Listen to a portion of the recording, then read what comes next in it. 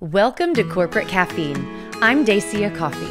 As a chief marketing officer, speaker, author, copywriter, and three-time entrepreneur, I've learned a thing or two about influence and impact in the business world.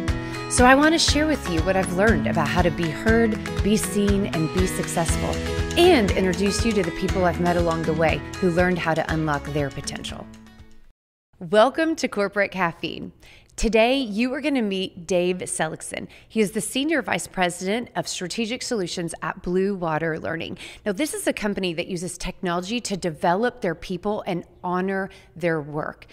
One of the things I want you to pay close attention to about Dave is his ability to find these interesting seeds of opportunity and turn them into something exciting for his clients, but also for his own personal journey.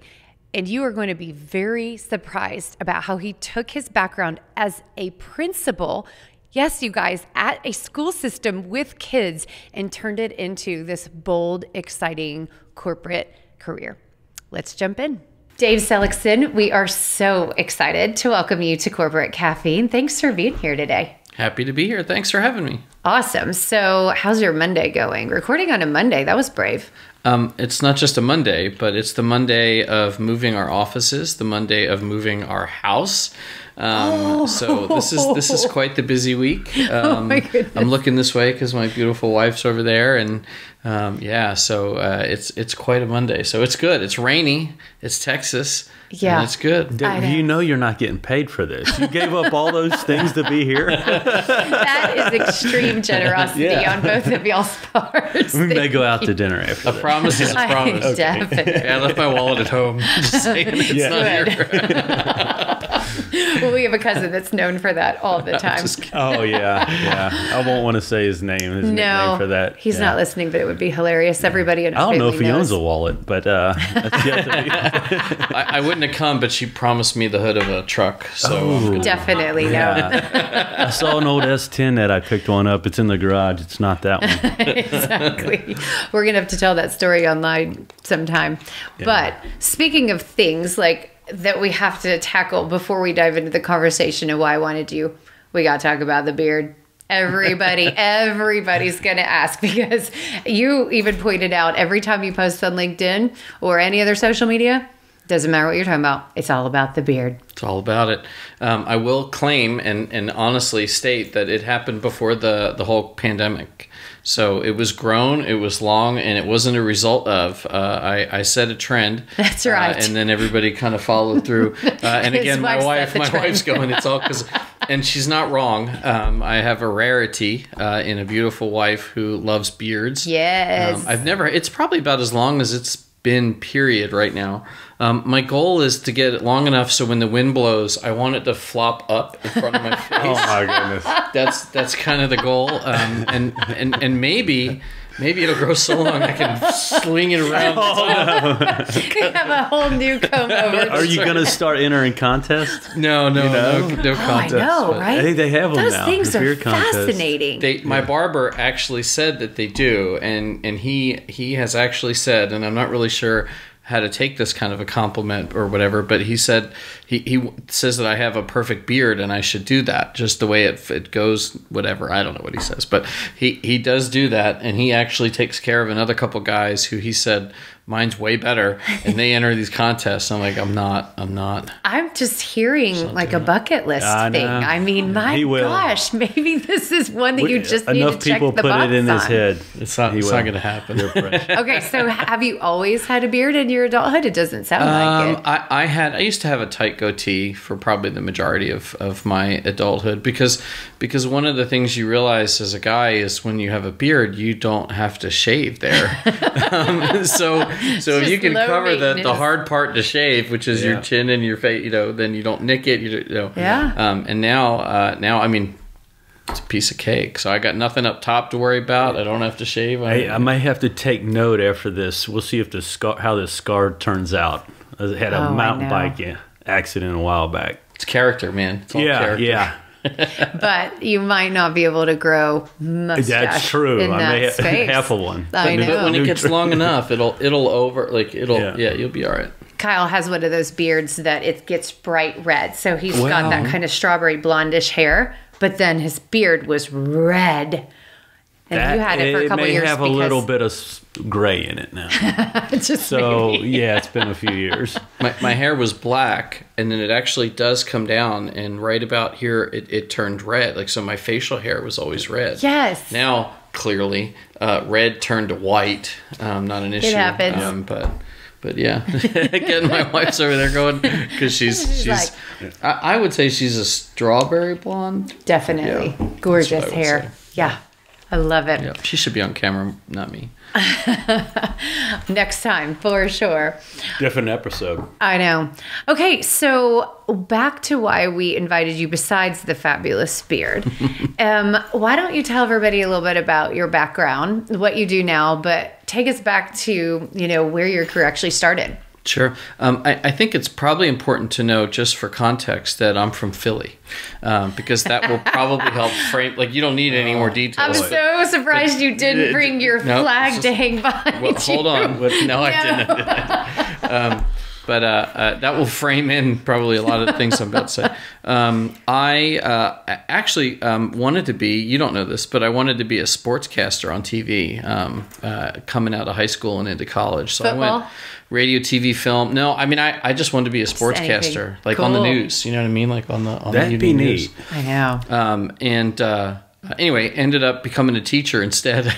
A long story there, but You just wanted to do the announcements.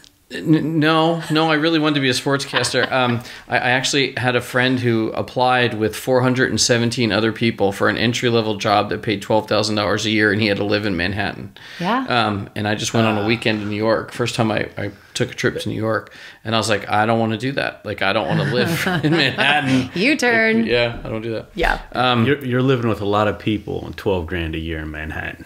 Yeah. Oh, yeah. Yeah, you're not living by yourself. No. You're not. Anyway, so I was a teacher and a principal for 15 years. So I taught for 6, and I became a principal at the ripe old age of 28 years old. Wow. Which was kind of crazy. Yeah. In a place called Fairfax County Public Schools in Virginia.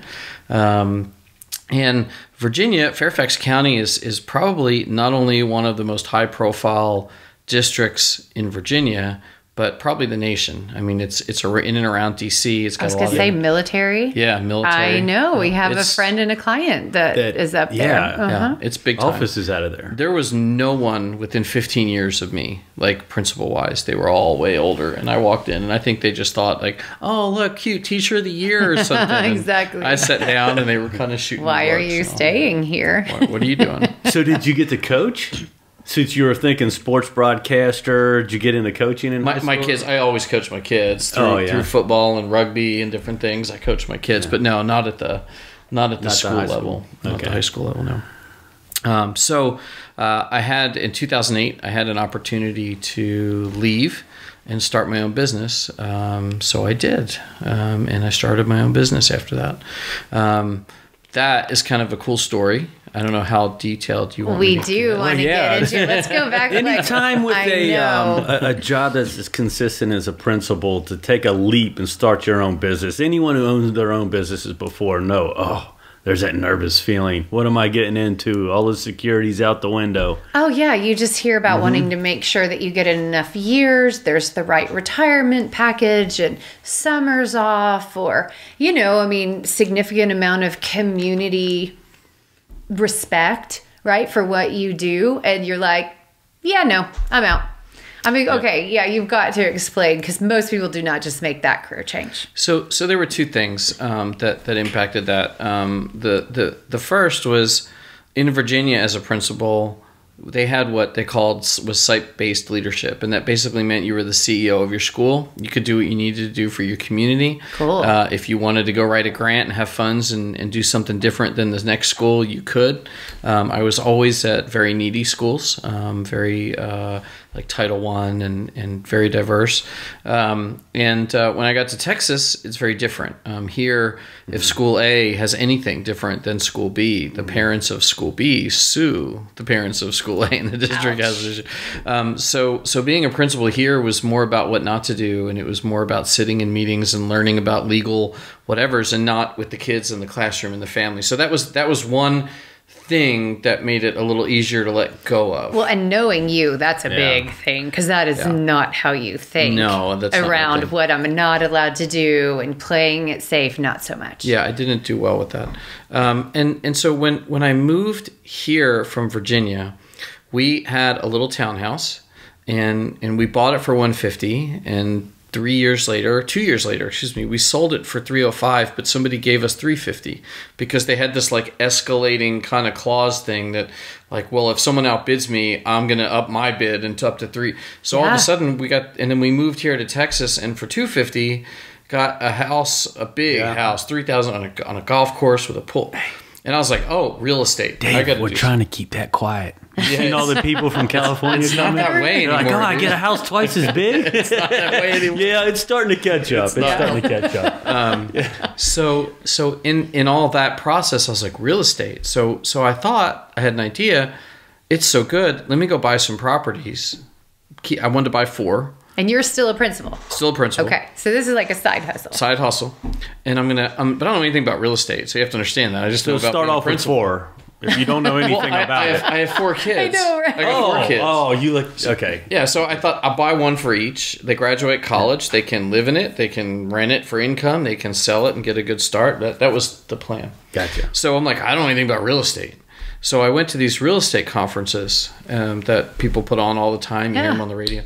And I met a guy, good friend, still a good friend. His name was Alan Reno, and we were sitting in this conversation around. I don't know if you think about notes, like buying and selling notes. It's really like buying and selling debt for pennies on the dollar. Like it seemed like the most unethical rip-off thing I'd ever heard. And I just leaned over to this strange guy and said, "This sounds ridiculous. Like I want any part of this." And he goes, "Come out here with me." So I went out there, and lo and behold, he coached me to form an LLC, raise private capital, and buy these properties based on a plan that I put together. Wow. And the methodology that he'd been doing this for years, he'd never formalized. So the teacher in me said, I started to take what he did for me, and I started to put it into a curriculum. And we started to go and teach other people the same methodology, but now I had a deck and a workbook and curriculum, and like I was saying earlier, we got down on the radio, cool. and we're helping people out of Houston on the radio. We did like these workshops. I remember doing one, that the biggest one was at the Driscoll in Austin. Yeah. I mean, we were really teaching, and all of a sudden I had enough people that wanted my help for them to write a business plan, to raise private capital, to do this whole thing. Yes. That I didn't need to be, I had enough to sustain my family. And so, you know, I always struggled with this, do I do the thing and fail, or do I not do the thing and regret? And I can't ever not, like, I can't have the regret piece. Agreed. I'll fail. Yeah, it's not worth it in a heartbeat. You can always go backwards. And I never quote it, but there's that great quote by Teddy Roosevelt, and it's called the Man in the Arena, and it's like, by daring greatly, and better to be on the field bloodied and failed. And I mean, it's the worst paraphrase of a quote ever, but still, but I love that. Yes, be the man in the arena. Yeah. Yes, we were married under 5 years. Had one child, just had twins, and within 6 months I had an opportunity to move to South Texas from Georgia. And I go, you know what? What's the worst case scenario? I can always go back to what I was doing. Let's just try to make it happen. Live the American dream, you know, and just see. Yeah. And I go, why not now? I was like, you always got time to catch back up if you do lose a little bit, or a lot bit, however you look at that. But on the flip side of that coin, if you make it happen, you're going to go, I did it. You know, I did it. There's no regrets, like you said, and see where it goes from there, you know, an experience. It was crazy. I mean, I went from being a principal at a school to having a corner office downtown Dallas at the Crescent on the 7th floor. I mean, balconies. You're like, are they going to kick me out? What am I doing here? People How would did just they let come, me in here? and it was like holding court. Like I felt like a king, and probably way too much pride and more than I needed. But and then so I got very involved in, again, and that got into some turnaround work, like helping people write business plans. Then other people would say, I can't figure out why I'm not attracting investors. Why my business won't grow. So I started to do a little bit of what we call turnaround work, which is trying to understand what's not working in their business that's holding them back from reaching their objectives. Nice. And then we had the fun downturn, the economic downturn. So fun. Yeah, that was joyful. Yeah. And so it just so happened in housing that when I bought those houses, the day I bought them, I put them up for sale for some ridiculous number that I never thought I would get, but that down the line, if I get that, I'll sell them. Well, right before everything burst, I actually got offers and accepted every house and got out of them all. And then everything crashed, 2009. Oh my gosh, that was God protected. And you really said, wow. Okay, I'm going to put this on pause and go back to it, or you go, I'm getting out of it. This is too risky. It was like I bought it for $300,000, and I immediately put it up for $550,000, and then 2 months later, somebody was like, okay, $550,000, I'll buy it, and I was like I'm going to stick to the plan I put together. I'll take that. So I did that. What that turned out to be was sort of divine providence, because not just did I get out, but all of a sudden, if you can imagine being on the 7th floor of the Crescent and everybody wants you to help them with their business plan and start and grow a business, and then you had that huge recession. Yeah. And all of a sudden, the clients dried up. And so I wasn't a principal. The schools weren't hiring. I had no way back. Right. I never lost all my clients, but like maybe one or two, but the rest of them, like I didn't have enough. Yeah. And so we actually went through all of that because I was basically almost out of work for a year and a half. And so that money from the houses sustained all the way up until it didn't again, a year and a half later. And at that point, I happened to meet Chris Bond at an Apple store at the Willow Bend Mall here in Plano. Oh my gosh. Well, how did that conversation get started? I know. Okay, you just really bumped quick. elbows? So Chris Bond, CEO of Bluewater Learning, which is where Dave is presently bringing maximum value. But okay, so yeah, you just like bump into a dude like, hey, buddy, watch what you're doing. Like, what? No. I tried to find a job in things that I wanted to do for about 10 months. Mm-hmm. And then as the money was getting shorter, I tried to find any job that I could find. I mean, I was slinging sheetrock and anything that I could find anywhere. And it feels awful to not work. It was terrible. It's an awful and feeling. Somebody at church worked at the Apple store and said, hey, we're hiring. Do you want to come work for the Apple store? And in retail. And I was like, no, but okay, because I have to do something. Yeah. So they hired me for their business team. And so that meant trying to put together Apple, Macintosh, Mac solutions for businesses. And so you would move from store to store and have appointments and things. Well, they were really busy one day, and Chris had walked in to buy his son Bennett. You happen to know Bennett? Yes. Well, he bought one because Bennett had just graduated college, and he wanted to get him a new laptop for graduating, and no one was helping him. Everybody was busy, and I was like, I'm bored. Like, I'm going to go help this guy. I'm just standing here. So we just started talking. And he asked me about my background, and I asked him about his. He didn't really tell me much about his business, and originally he wanted to hear more about this ministry that I had started and was involved with somebody else that named Chris Poirier. Yes. So Chris Poirier and I started a ministry called Two Doors Ministries, and he asked me, I did not know that. Yeah, he asked me all about it. And then he said, would you be willing to go have coffee with me, which is relevant because we're on Corporate Caffeine with Dacia. Yes, exactly. So you see what I did there? That was pretty good. Plug. And so I did, and at the end, he said, have you ever heard of an LMS? This was literally 10 years ago now. Right. Have you ever heard of an LMS? And I said, nope. Like, I don't know what those letters stand for. Am I supposed to? And he said, learning management system. And I go, sounds good to me. And he said, have you ever thought about a job where you can combine your education background with your business development background? And I said, I didn't know that there was such a job. And he asked to meet. And so my first clients with him were BP, kind of a big client, British Petroleum, Neiman Marcus downtown, and Alliance Data up here off the tollway. And all I did was, like, I was the best note taker that you ever saw because I had no idea what I was doing, but I could look and smile and talk like I knew what I was doing, kind of like this right here. And that's how it started. It started as, hey, you want to just give me a couple hours a week, and so I told Apple, like, hey, I'm going to not be available on Tuesdays or Thursdays. I got some other thing. And then that turned into full time, and that turned into 10 years. That is amazing. Oh, you know what I love so much is like a small aspect of your story is show up. You know, I mean, you weren't sitting around on the couch going, you know, thinking about whatever. You know, I mean, you had a job, you had a dream, you started the dream, right? It transitioned to something else. You know, I mean, you're following your curiosity and the things, and so then you took the leap. I mean, doing a ministry. I mean, just you're out there participating. And so then, of course, it seemed to attract other opportunities because opportunities not going to find you in your living room. They don't. I'm an introvert at heart. I'm comfortable with people I know. This is easy because I know you guys and whatnot, but I'm not the kind of person that is going to go to a party or whatever and find anyone I don't know and get to know them. But if I do get introduced, it's a little bit different.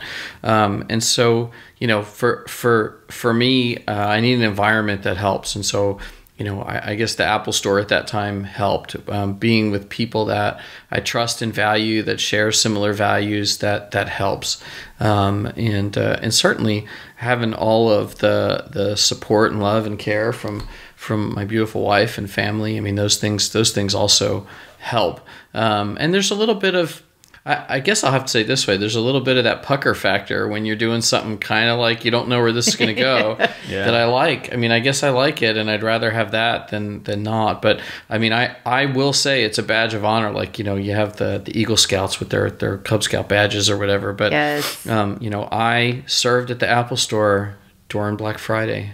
Oh. You checked that you definitely deserve a merit badge for that. Any type of retail on Black Friday. I start twitching a little bit every day. Oh my gosh. Yeah. So never ask you to go shopping on that. So you progressed from taking notes with Bluewater, and now, you know, what are the stages? I just know your cliff notes as far as the company. Okay, just a little bit. So what did that lead to? It's been an interesting journey. So when I started here, there was Chris and his brother Michael, and that's it. So I was third. Wow! Now we've got. They had at one point in the like 2007 or something had a bunch of contractors, but I was really third when I got in. No office. We met at a church cafeteria, Prestonwood Church. Is where we met originally. And over time, as we grew, and now now I think we have 140 people-ish. Yeah. But the first thing I was asked to do was to help think, you know, because of my principal background and running the school, I ran our operations. So the first thing I did was I ran our operations. And then we continued to grow, and we actually needed a sales team. At that point, Chris and myself were selling. All of us were delivering. We were all doing everything. And Chris asked me to start the very first sales team. And so I did that. And Chris Poirier was the first person that I brought on board back then. Good choice. Yeah, thank you. Good man. And so I did that. And then after then have been asked to, you know, I kind of joke now that I'm sort of the Mikey from Life cereal commercials. Anybody who listens to your podcast, if they're like anywhere not old, they have no idea what I'm talking about. Google it, I guess is all I can say. But whenever Bluewater needs something new, they kind of ask me to do it. So over the years, I have been responsible for growing partnerships. I have developed an entire division and methodology. We call it decision analytics for Bluewater. That's been hugely successful. I retook over and helped merge our North American and European sales teams into one global sales team in 2020. And then we had a little event called a pandemic that happened right after they asked me to do that. And now I'm developing a sort of a partner methodology or approach to look at our partnerships as an investment model for our business. So global partnership model. So that's kind of all the different things, and always still delivering a little bit, always helping to manage accounts, always helping to grow and enable folks at Bluewater, and still certainly always trying to sell stuff. You know what I think is so fascinating about listening to, you know, the progression of your career, if you will, is that you always bring back or pull from significant parts of your history, but not unintentionally. I mean, you show up, committed to whatever, problem, environment, scenario, thing you're tasked with achieving. But then all of it boils back up, right? Investment portfolio frameworks and, education and bettering people and rubrics around, how to help people learn. I mean, I just think it's so fascinating because you can almost hear the tapestry woven. That's just the fingerprint that you put across things, but not, well, I was a principal, I'm a teacher, I do things in this teacher sort of a way. I mean, it's almost like I can hear your background and everything that's influenced, every time I listen to you talk about the next project you're working on. It's so cool. It's systematic with an open canvas to creativity. Right? It's like a weird combination. It is. Seems like it to me anyway. No, I totally agree. Exactly. Systematic innovation, systematic creativity. Is that even possible? I think we should coin that phrase and trademark it. I like that. There you go. I know. That. Do you agree? Do you think? I actually do. I never really thought of it that way. I don't know that I see it that way. I'm able to see myself in that way. My growth as a professional has mirrored, I think, a lot of my spiritual growth, my faith, and my walk with Christ. And I think as I continue, like the lessons that you learn in each place, hopefully you carry them forward so that you don't repeat the things and you learn the things that you need to learn. And as we all kind of know, we learn through the mistakes probably more than we learn through the wins and losses. Sadly. And so for me, I think I do. I think I try to think how to create something new, but I definitely do leverage all the different pieces and try to figure out how they put them together. One of the analogies that I think of just in trying to describe how my own brain works is I think of it like one of those giant Jenga towers. Yeah. And I don't, like, I can't handle that. I need to knock it over and then look at Amen. each piece. You and me both. but I got to look at each piece, and if I understand the pieces, then I can put them back into the shape I need them to be in, right? Whatever that thing ends up being. But if I can't see the pieces or the inside or the back or whatever my perspective is, it's hard for me to own it and drive it and create something from it. So that's sort of how things work for me. Yeah. Okay, so you mentioned your faith walk. So talk about that, because you and I've had numerous conversations. I mean, like, you have a deep passion and well for other people, which truly obviously comes from, that commandment to love one another. But talk about that, because that's a significant river that still flows through your life and your heart. Yeah, I came to knowledge of Christ and God later in life, in my 20s, early 20s. And so, and I don't know that I really became what I would consider a mature believer, or someone who really understood things like your sins are going to have consequences no matter what. Like, you might get out of it today, but it's coming, so be ready for it. And other things like how to pray. How to pray for yourself, for others, how to think about the needs of those around you, how to approach difficult times and have a joy or a confidence through them. And then the biggest catalyst for my entire walk happened almost 5 years ago when I met my wife Blanche. And I've never met anyone who runs. She's over there. Who runs after Christ like she does. I mean, literally. She's an Olympic track athlete when it comes to that. And she has helped me redefine and refine and think about my relationship in ways that, words can't really say. So I think that combining her passion and drive to be that close to Christ and my sort of curiosity and loving the blank canvas, as you said, but trying to fit my past on it somehow. Those things have really helped me a lot. They've been rocket fuel. Yeah. Oh, that is awesome. Well, one other thing too, it's interesting is, you're talking about Blanche, like, who you surround yourself with is a game changer, and not because of a specific outcome, not because, like, this person is a mover and shaker and I need to be in their circle, but because of the influences that, when it's authentic, people bring into your life and change your heart. I mean, obviously in a marriage relationship, but I mean, in all relationships, you have to be very thoughtful. I don't want to say careful because that's definitely not the word I mean, but thoughtful and intentional around who is in your life and what are you allowing to influence you, and then vice versa. You have a responsibility to do it in return. Yeah, I think I read this. I can't think of the author right now, but it always stuck with me. And he talked about servant leadership, and that when you're a servant, you put somebody else's needs above your own. So the first thing is you have to understand those needs. You have to be willing to ask and listen. And then as you put those needs first, you're going to have to sometimes put your own desires and needs second. You're going to have to put them subservient to the other people's needs. And in so doing, by putting someone else's needs first and putting your own secondary, like that's love. Yeah. It's not like it's not the romantic, love that not the feels love. Yeah. But it's loving in terms of how we're supposed to approach others. Yes. So when I work with people at Bluewater, clients, or especially our team, it's how can I be a servant leader? And so it takes intention, it takes choice, and then it takes sacrifice. And when you do those things and you put those things first, and then you trust God with the results of those things, that's a big key. That's the big one. If I think that me doing those things is that then I can go bring the result for that person, I've still lost it. Or vice versa. If you are worried and scared that by doing those things, you don't get what you wanted, that you don't have an opportunity to trust God that He will bless you in the way that He knows in His wisdom is good for you.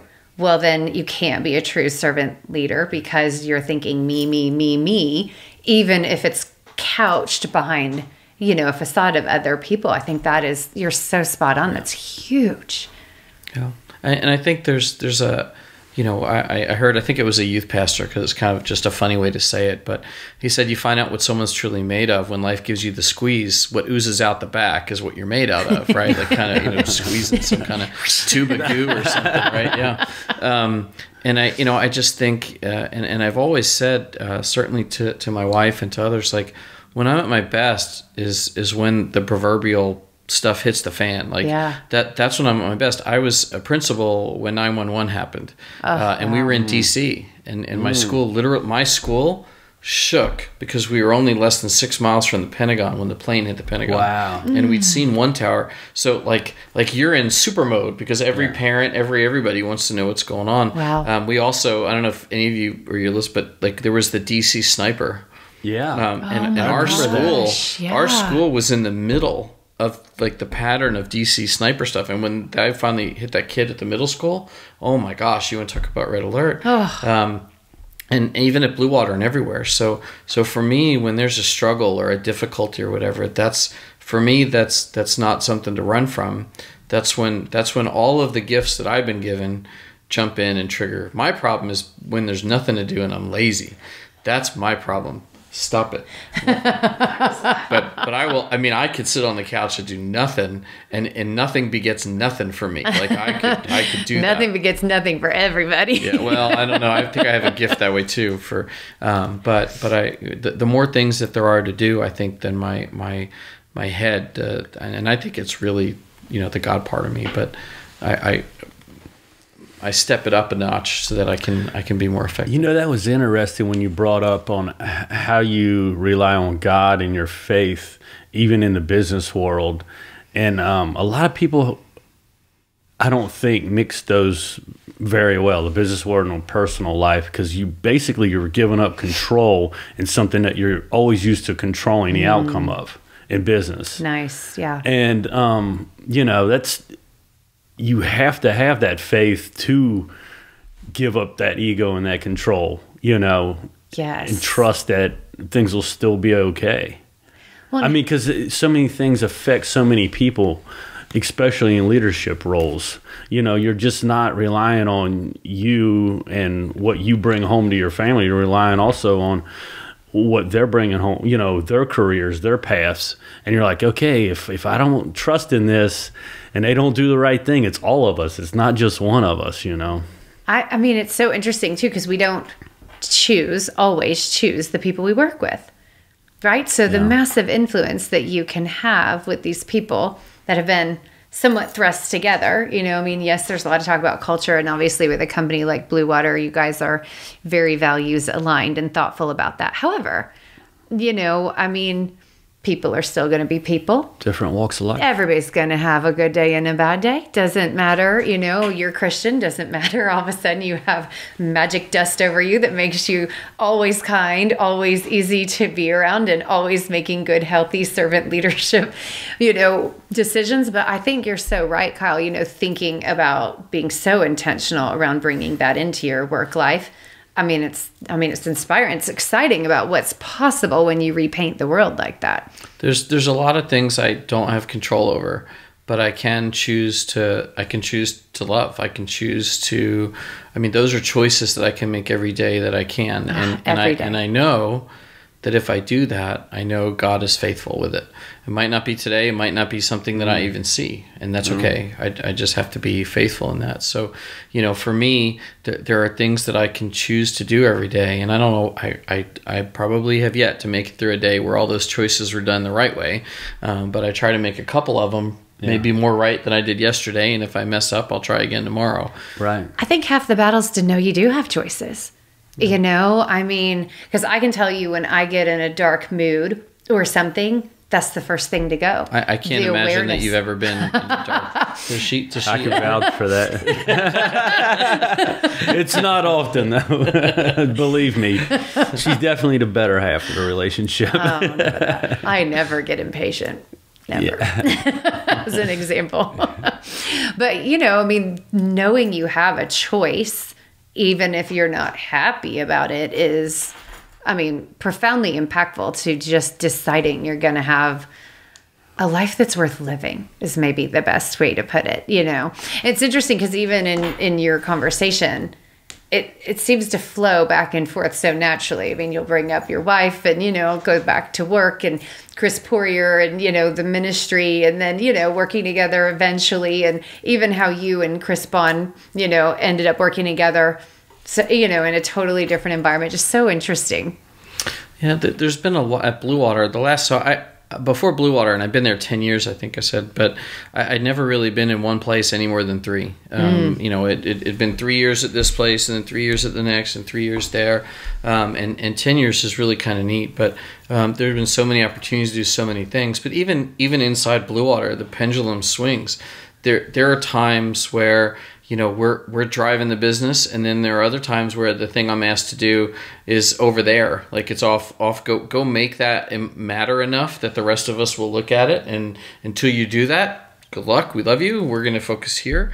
And so the pendulum just sort of is always swinging. And regardless of where all the ebbs and flows are, in my better moments, and as again my wife will try to remind me, I still have choice and an opportunity to choose how I will respond, which I think goes back again to Teddy Roosevelt and Man in the Arena and whatnot. I can choose to fight even if I lose. I can choose to make the decision no matter how it turns out or not. Yes. And sometimes the people that are around you recognize that you're choosing that, and without ever saying it, you get to have influence over them in that way because they recognize that your actions choose them over someone else. Yeah. So do you have a nickname like Uncle Dave at the office, or and many nicknames, none of which I think would be appropriate for airtime here. It's kind of off a little bit, but I was just wondering where somebody came up with Father Time because of the that was it. No nicknames. No nicknames. And if you want to try to start one, I reserve the right to veto. I veto power. Okay, so I'm going to go back just a minute to part of our earlier conversation. What kind of advice would you give to somebody if they are thinking about a career change, or they're stagnating, or, God forbid, they've lost their job? A lot of people are going through that and have gone through that. Like, what would you say about those moments where change is being either sucking you in or thrust upon you, and, they're just thinking, oh gosh, I've got to do something different in my professional life? Wow, I didn't know you were going to ask me that. Surprise! Yeah, that's a good one. Welcome to my the answer, podcast. yeah, thanks. My answer maybe is a little left field, but for me, get a piece of paper and draw a giant T on it, and on the left side of the T, think about and literally write down what you believe your skills are. Write down the things that you have, wherever they came from, doesn't matter. Education-wise, experience-wise, whatever. Natural gifts, whatever. Okay. On the other side, put your objectives. In other words, what are the things that I wish I could be doing? And it could be job, could be activities, could be the kinds of things, whatever. Could it be like the future goals? Like, well, what do you mean? I mean, it can be. Or do you avoid that? But it can be a specific job. Mm-hmm. It can be what the environment is like that I want to work inside of. Ooh, good one. Yeah. It can be really anything. I don't want to close it too much, but just if these were the things you could achieve, then you would feel really good about it. It's like the daydreaming side. Kinda. And then kind of like in elementary school where you had to like match column A with column B, so it was like A went with 5 and B went. Start looking at what the skills are in the background and gifts are that you've been given, that you have, and where they might fit in those things. And I think what you'll find is that all of the things on the left side of the T count, your skills and gifts, fit with something on the right side. If there's something left over, I would pay attention to that. Like, see what that tells you. I don't know, but see what that tells you on either side, and follow that logical path. And we kind of joke about so what all the time. But if you have this environment that you really want to work in, and you have these 3 things that lead you to be effective in such an environment, then what does that tell you? Where does that lead? And you know, if hopefully you're faithful, pray through it, pray about that list, pray about the things that happen. And if not, you know, it's certainly good to share that information with people that you trust. But that to me, that creating that sort of that list of that T account, so to speak, which actually, believe it or not, was sort of the very first step in my consulting business when I had people. My consulting company is called A2O LLC, A to O Consulting, and it was assets to objectives. So you got assets and objectives. Yeah. Oh my gosh, which is exactly what like you're you've doing. done this before. Well, I was like, so it wasn't an orchestrated question by all means, but I'm like, wait a minute, you've done it for yourself, or you've told other people. You definitely used this before in life. It's so cool because you're literally naming gifts, strengths, talents, education, whatever, as your assets, obviously, and then objectives, which could be something as comfortable as the kind of environment you want to work in. But that's so cool. It would be really interesting to apply this in an interview process. That way, even if you identify someone who's just a great person, you're like, man, this will be a good hire, but I don't know where they fit. You'd find out where they fit. Yeah, that's by really how cool. they answer their own questions. Right? And if you have an objective that you don't have assets for, but it's a really important thing, like it's one of those critical kind of non-negotiable things that I really want, then that gives you direction. Go get schooling. Yes. Go do research. Go have an experience. Go do something that gets you to that thing. So that helps in that way as well. But it's hard to be without. I've been there. And everybody can say don't lose hope and all those things, and I guess I just have to. I guess the simplest thing is focus on one day at a time. What a cliche, but sometimes sometimes it becomes 1 hour at a time. Yep. Like, let me do from 10 to 11 right, and then I didn't, I messed that up. All right, now let me do from 11 to 12 right. Yeah. I mean, just make this choice. I could not agree more. Yeah. Do you know, even when I get anxious, like too much on my to-do list, what am I doing? Or maybe there's a stressor, like a fire that happened, and I'm like, but I've got 2 more calls. I can't deal with that right now. And literally it's zoom, just do the next thing.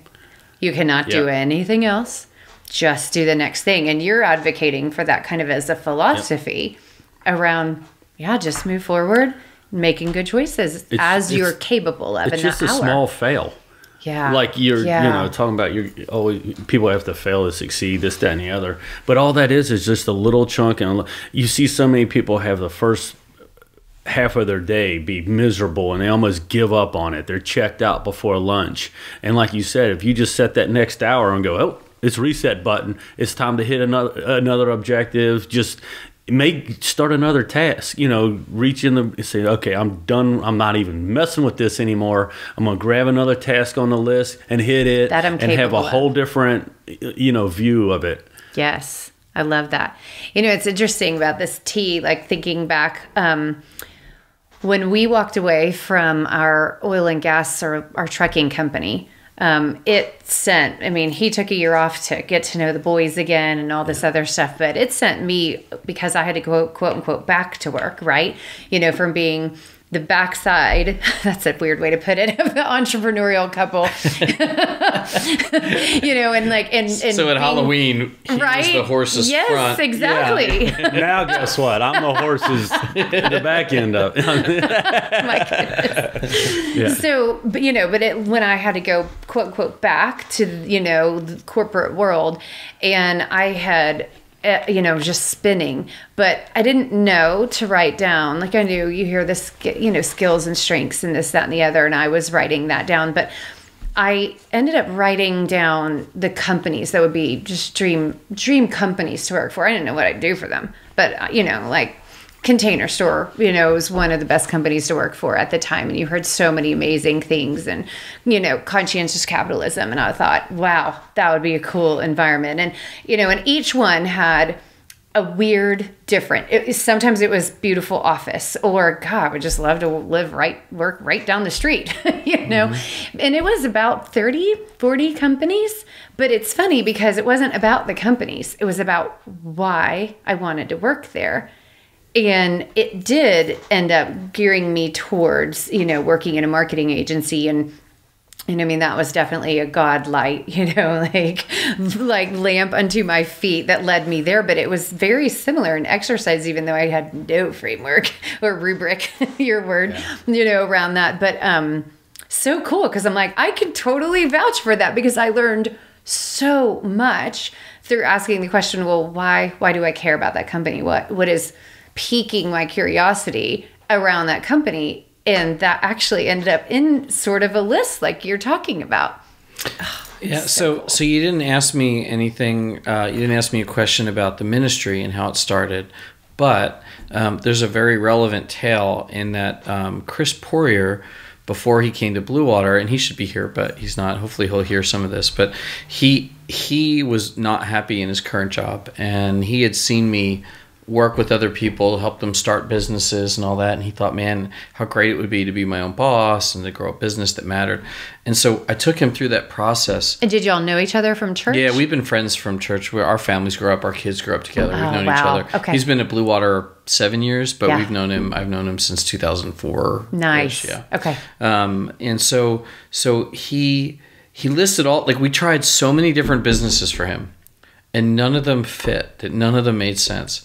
And then I finally just stepped back, and I'm like, forget the asset side or your gift side of business. Like, just what are the things you care about? Yeah. And he just started to list, and he brought me. We used to meet. We met at like IHOP, because it was the only time that would not take away from our families. And it was like 1 a.m. or 11 at night at an IHOP. Like once a week we would meet, because it just didn't take away. And he brought it, and I'm like, what you just wrote is a ministry. It's a passion for helping men, like, get back to the biblical God-driven roles that they're supposed to take. And so he came and then just gave me all this information, and kind of like what I did with Alan and A2O Consulting and the whole start of my business, I took all that and I built a curriculum out of it, and then I sent it back to him. And I was like, how's this? So we started to go teach that stuff at like men's retreats and churches and stuff. And unfortunately, shame on us, it's been dormant for a number of years now. We have never gotten back to it. And in fact, I have a second idea that I've got. How'd you fall out of it? Well, how did Chris, his name's Chris, right? Another Chris, yeah, Chris Poirier.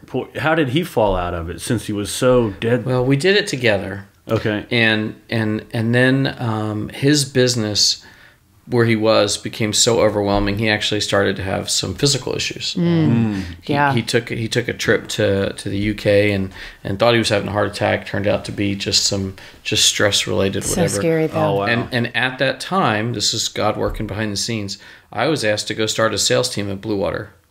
And I'm like, I don't know if Chris could sell, but there's no one that I trust on the planet to care more about who he's selling to and our business and everything. And so I hired him, and we worked on how to sell. And as we focused on Bluewater, that ministry sort of faded a little bit. We never really, like this band that I'm wearing, this black band. We have just a few left. I made him find out how to order more, but we developed this sort of tool called Face It, which is a godly way of making your decision making, like FACE. Each letter is a part of the decision making process. I know you're gonna have to tell us like what they stand for. Yeah. If I can remember now. Hold on, I was hoping you asked me. It's forecast. Which is look at what all the potential possibilities are. Okay. Analyze, which is pros and cons of each one. Put Christ in the middle. Pray through the pros and cons of each one of those things, and then through that praying, whichever one floats to the top, like one of those is going to be just execute. Then go do it. Yes. Don't just think about it, but go. Sounds do it. simple too. I know. It's pretty simple. Oh, that's cool. Anyway, we put that together, but it faded. So we just got so busy, unfortunately, and it took a lot to pursue churches to get them to bring us in, whether they paid us or not. We didn't even care. Some did, some didn't, but we just got so focused on where we were that we dropped it. And we have said for years, man, we need to pick that back up. It's still good. It's still good curriculum. It's still relevant. Probably some of the movie clips that we put in there is kind of fun stuff. Maybe aren't. So they're probably better ones now. Update them. A little outdated maybe. Yeah. But, it was really good curriculum. Yeah. Good stuff. That is amazing. Oh, so cool. So cool. But I'll start with that T count, which is sort of the purpose, but it went the other way than what you were describing, which is we tried to find him a business and we ended up in a faith-based, in a ministry. It's fantastic. I love it. Crazy. I know.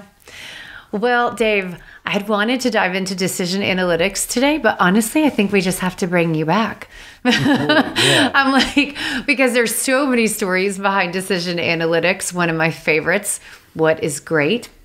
And so, yeah, I think we're just going to have to do a whole thing on actually not maybe just that one, but maybe a couple pieces of your curriculum. So we literally are just going to have you, instead of putting the storyteller, heart on, we'll ask you to put the professor cap back on and go, all right, teacher. Find your passion and go follow it. I know. We thought we were going to talk about one thing, and here we go. Oh, well, and I think, God breathes the direction that we need to talk about. Stop. So, Let he knows who's going to be listening. So, okay, well, one final thing, especially since there was so much wealth out of that last question, just in general, 2021, right? We're not even quite out of the pandemic. We are in a world of constant change.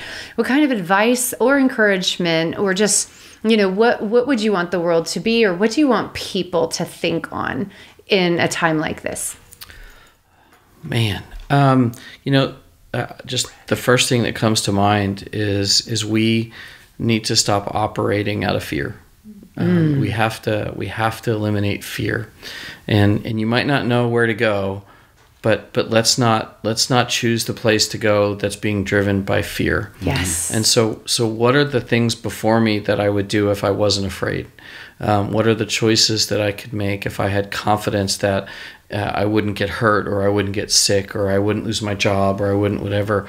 Those to me, and along with that is sometimes to get rid of fear, you need to be around people who can give you a little bit of confidence. It's okay to borrow, whether it's a loving wife or good friends or whoever that is. But don't be alone. Don't be isolated. Get it out of the dark and stop operating out of fear. Oh, so good. Okay, I do have to jump on that for a second, though, because I know that was just a drop the mic answer. However, it's so good. I'm like, no, we needed to go a little bit deeper on that. So with fear, it's sometimes sneaky, right? I mean, you even mentioned being hidden. And I realized, I had this thought the other day where I realized a lot of times people's response when it's irritated or hostile is actually a fear response, right? But they are too fast to process it. I mean, like, do you agree with that? Or like, how do people know when they are blindly in fear? Because I think that's one of the things that's so dangerous right now, is that we're not naming it. And if you can't name it, you can't, redeem it. Yeah. I don't know how to answer that for everyone. I can only, I guess, answer that for me. But when I'm in those moments, you know, alone at night, leaning on the sink, looking in the mirror, you know honestly what you're afraid of and what you're not afraid of. And you're the only one that knows if the choices you made and the reactions that you gave were out of some kind of anger or were actually out of a place of fear. Like, you know, we have to somehow have discernment to recognize the source, and then we have to be willing to listen and accept it when we do. And those things are hard because we're conditioned to hide it. We're conditioned to leave it in the closet and never look at it. And we don't want to be embarrassed, and we don't want to have to backtrack. And so everybody puts on masks and they cover it up. And the longer you keep that fear in isolation, the more your personal isolation will be, and the more it will separate you from everybody else. So I think it's reflection. And the only reflection that you can have is, I guess, really two ways now that I'm thinking, but it's in that quiet, and it's while you're praying and you're really trying to ask God to show you that, to help you understand the source of that. It's the Holy Spirit that lives in you that whispers that. It's so easy to not listen. It's so easy to just put a lid on it and not hear it, but we need to hear it. So honesty, openness. And then it takes a bunch of courage, because even when we do those things, when you finally know that it is fear, then how do I live differently? Because we're so conditioned to live in fear. What does it look like to not live in fear? And the fact that you're talking about borrowing, your word from others. Oh my gosh, to think on the idea that courage is not done alone. Mm-hmm. Oh, profound. Yeah, I can't. We need to end on that. Now, drop the mic. I know, that was definitely. These are on little stands. I mean, if I drop it might go through the table. Well, Dave, how can people follow you, find you if they want to connect with you? Where should we know you work at Bluewater. Bluewater Learning. But are you active on social media? LinkedIn? I do LinkedIn. I mean, LinkedIn. You know more about how they can find me than anybody else. And I will post it in the show notes. Okay, yeah. So, sure. I mean, certainly LinkedIn and my email's Dave@BluewaterLearning.com. I don't know how many people watch this thing on a given whatever. We haven't even truly launched it yet. I know you are one of our first episodes. Yeah, first top 6. Yep. So we don't launch until we get 6 in the can. Well, who are the other ones? I need to understand the pecking order here. No, it's just all over. Well, you've already been invited back, so that's a good sign.